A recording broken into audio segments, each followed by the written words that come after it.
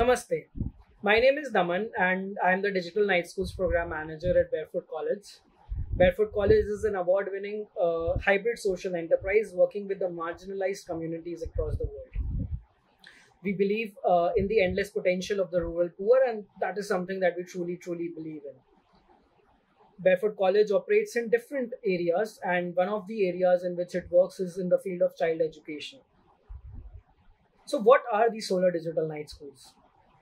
The Solar Digital Night Schools are non-formal schools which are running across the country during evenings or night for the most marginalized and poor children who are unable to access formal, quality, and futuristic education due to various social, geographic, or economic limitations. There are a total of 49 such schools which are spread across 11 Indian states at the moment. These schools are supported by Apple, Oracle, Microsoft, and organizations and other organizations as well. So when the COVID-19 pandemic hit us, like most of the schools, we also closed down our schools, which left more than 1,400 children without any sort of education at all.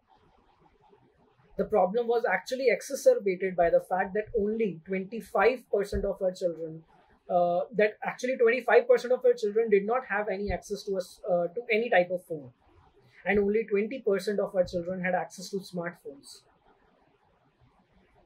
The other more than half of our children had access to only keypad phones. So what do we do in this situation when the world was moving towards online education, but we cannot because most of the rural areas are still not connected or properly connected with the internet, or even if they are, they don't have access to these devices. More than 80% of our children did not actually have any type of smartphone available at their homes. So what do we do in this situation? We basically decided to divide one big problem into three simple problems.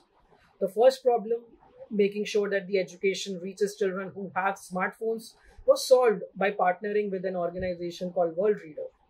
Worldreader is an organization that create beautiful stories, and these stories are actually sent across every day to the children so that they can read it aloud with their parents. For more than half of the children who had access to a very basic keypad phone or a basic featured phone, as we say, we sent across IVR activities.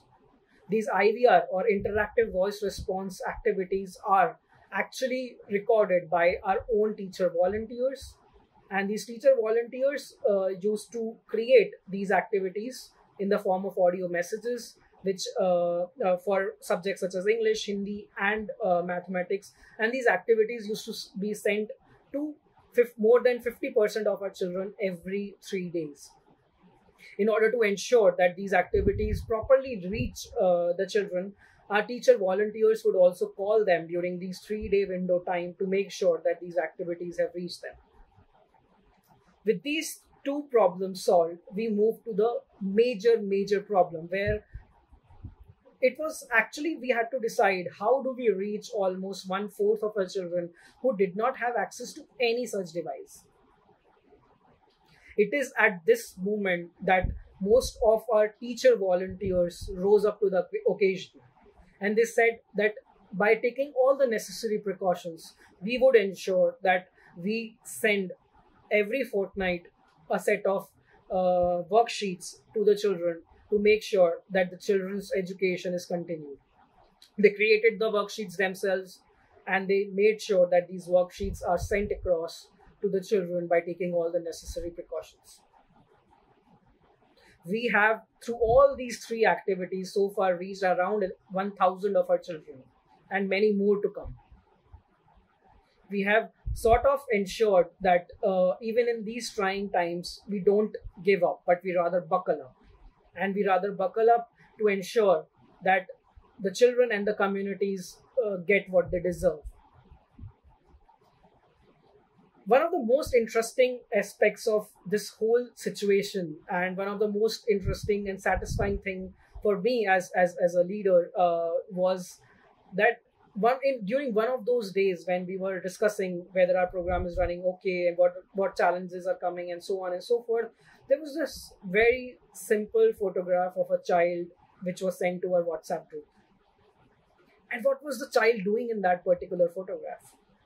He was completely engrossed in solving the worksheet that was given to him, and he also had a very small keypad phone right next to him.